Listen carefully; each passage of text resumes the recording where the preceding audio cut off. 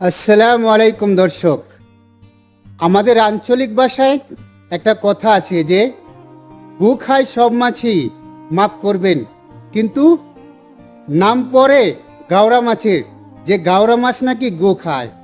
আরে যেই দেশে বেশিরভাগ লোক সুদখোর আর ঘুষখোর, সেই দেশে ডক্টর ইউনূসকে নিয়ে মন্তব্য করা হচ্ছে ইনি সুদখোর, ইনি সুদ খেতেন, একে দিয়ে দেশের মঙ্গল কামনা করা সম্ভব না।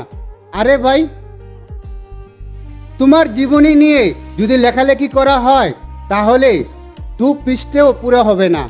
আর ডক্টর ইউনূসকে নিয়ে সারা বিশ্ব লেখালেখি করে তার 100 পেজও লিখে শেষ করতে পারবে না।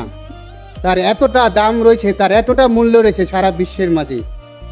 তোমরা হীরা চেনো নি, ফিউচারে চিনবা। একটু ধৈর্য ধরো, সবুর করো।